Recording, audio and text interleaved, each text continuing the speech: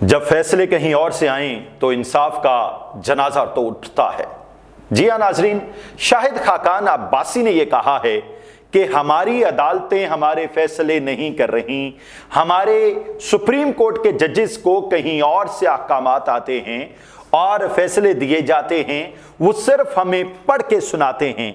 जी हाँ नाजरीन, ये सिर्फ इल्जाम नहीं, ये दावा है कि पाकिस्तान के वजीर आजम, साबिक वजीर आजम शाहिद खाकान अब्बासी ने कहा है, जब सुप्रीम कोर्ट के जजों को फैसले कहीं और से मिल रहे हों तो समझ लें कि मुल्क का निजाम खत्म हो चुका है। और यह बयान सिर्फ एक सियासी तबसरा नहीं बल्कि अदालती निजाम की बुनियादों पर एक कारी ज़र्ब है।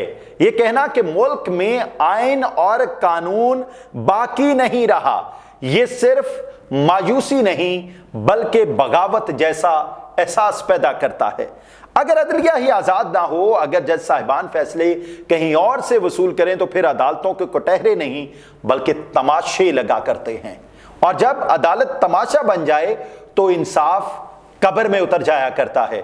नाजरीन, शाहिद खाकान अब्बासी ने सिर्फ अदलिया नहीं, सियासतदानों को भी आड़े हाथों लिया। कहा कि इमरान खान को पेरोल पर रिहा करें, उनकी बात सुने, क्योंकि सुने बगैर सियासत नहीं चलती। At the same time Imran Khan के हामी जब ये बात कर, इस वक्त शाहिद खाकान अब्बासी जो इमरान खान के हामी हैं, ये पाकिस्तान मुस्लिम लीग नून के थंब थे, पाकिस्तान मुस्लिम लीग नून का पार्ट एंड पार्सल थे, और इस वक्त भी उन्होंने एक बहुत बड़ी ऑफर कर दी है कि अगर आज भी पाकिस्तान मुस्लिम लीग नून वोट को इज्जत दो का नारा दोबारा लगाए तो मैं पाकिस्तान मुस्लिम लीग नून के साथ खड़ा हूं।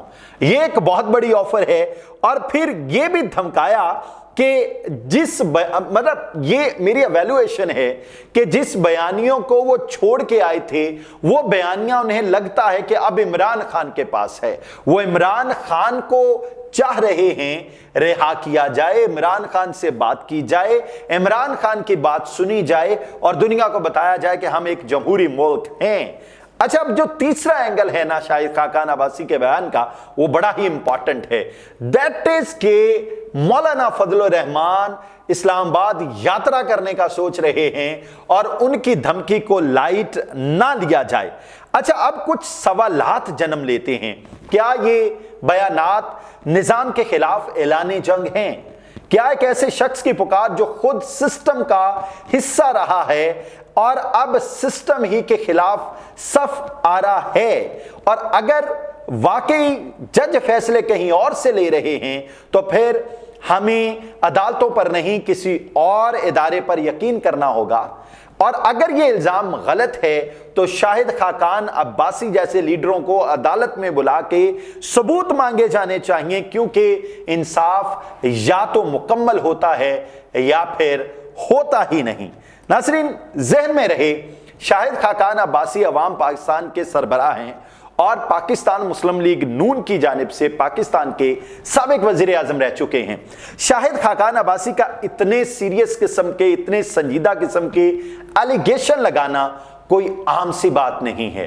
पाकिस्तान के निजाम को इतना ज्यादा हिला जुला के रख देना कोई वो बात नहीं जिस पर कान बंद कर लिए जाएं, आंखें मूंद ली जाएं, बल्कि इसको एवेल्युएट करने की जरूरत है।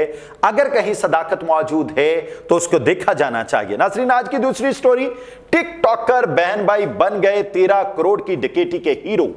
जी हां नाज़रीन, कराची में यह वाकया हुआ।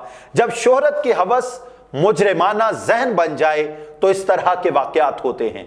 टिकटॉक पर हम अपने बच्चों को आराम से, कि टिकटॉक वीडियो है, इससे क्या नुकसान होता है, बच्चा सीखता है, बच्चा मॉडर्न कपड़े पहनना सीखता है, बच्चा मॉडर्न बाल बनाना सीखता है, बच्चा मॉडर्न हाई हील्स पहनना सीखता है, बच्चा मॉडर्न मेकअप करना सीखता है, बच्चा सीखता है हाउ टू कैरी। लेकिन यहां जो हालात हैं समझ नहीं आती, ये टिकटॉक है या क्राइम ट्रैक है, समझ नहीं आती, ये मशहूर होने की दौड़ है या मुआशरे के सब्र का जनाजा है। कराची के पोश इलाके में एक ऐसी डकैती जिसने न सिर्फ ताजर बल्कि पूरी कौम के एतमाद को भी लूट लिया। अब चंद सवालात जन्म लेते हैं कि यह वारदात कोई आम वारदात नहीं थी, फ्रॉडिये भी आम नहीं थे। 13 करोड़ रुपए की यह वारदात एक टिकटॉकर बहन भाई ने की। जी हां, वही टिकटॉकर जिनको देखकर हमारे बच्चे आज मुआशरे में जीना सीख रहे हैं। This is more than important. और फिर जरा देखिएगा सीसीटीवी फुटेज में बुरके में खवातीन, FIA जैसा यूनिफॉर्म पहना एहलकार फिल्मी अंदाज में लूटमार होती है। क्या ये नई नस्ल का क्रिमिनल स्टाइल है? क्या अब टिकटॉकर सिर्फ रेटिंग्स के लिए नहीं बल्कि रुपए कमाने के लिए जुर्म की राहें भी अपना रहे हैं? लेकिन वो सवालात जो हम सबको हिला के रख देते हैं, FIA की वर्दी कहां से आई? This is more than important. क्या ये इतनी आसानी से मिल जाती है? क्या हमारी सिक्योरिटी एजेंसीज इतनी कमजोर हैं कि उनका नाम लेकर कोई भी घर में घुस सकता है? क्या टिकटॉक एक फन प्लेटफॉर्म है या बर्बादी का जीना बन चुका है? आप जरा कमेंट बॉक्स में फैसला कीजिए कि आखिर पाकिस्तान मुआशी तौर पर, मुआशरती तौर पर और सियासी तौर पर इतनी गिरावट का शिकार क्यों है? आपके जवाब के मुंतज़िर रहेंगे। कमेंट बॉक्स में अपनी राय दीजिए और हमें बताइए आपके ख्याल में इन तमाम आलाइशों को, इन तमाम बीमारियों को, इन तमाम इल्लतों को इस सोसाइटी से कैसे खत्म किया जा सकेगा। दुआ है अल्लाह ताला आपको और आपके अहले खाना को अपने ज़मान में रखे। इजाज़त दीजिए। अल्लाह हाफ़िज़।